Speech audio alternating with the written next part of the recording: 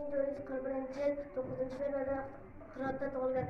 Alisher Navoiyning to'liq ismi Nizomiddin Mir Alisher bo'lib, uning Navoiy taxallusi bilan mashhur. Uning otasining ismi G'iyosiddin Muhammad. Temuriylar saroyiga yaqin bo'lgan. Yoshligida ilm-fanga, adabiyotga qiziqqan Alisher Navoiy Husayn Bayqaro bilan do'stlashib, uning davlatida katta lavozimlarga erishgan.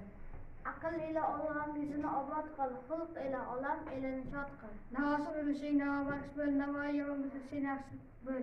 Shu jilva ayladi ul husna etib, ofarinish ichra sala qilib, biri qabul eta olmay onimagan kimsen qilib otimni zulmi jahil birla ado. Demayki men o'zi ma'shuq o'lib, o'zi oshiq ketigi g'ayrat o'lib, anga naqshi g'ayri judo. Navoiy o'lmadi taqdir, guftug'o bilan fahm Zahir zuhuri jamoling quyosh kabi payda yuzin qiyoshiga zarat kabi olib shayda zingziyasda asubi ayni ichra ziyasdan boya sochin qarasda ashron beshada soldi zuhurovning uchun aylabon mazohirron huzurni ani jilvaga qilib amdo.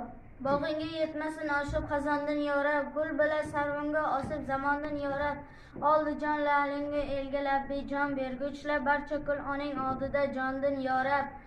Dardini baski nixon tutum ular men pinhon voqif etkil bu dardin nixondan yorar.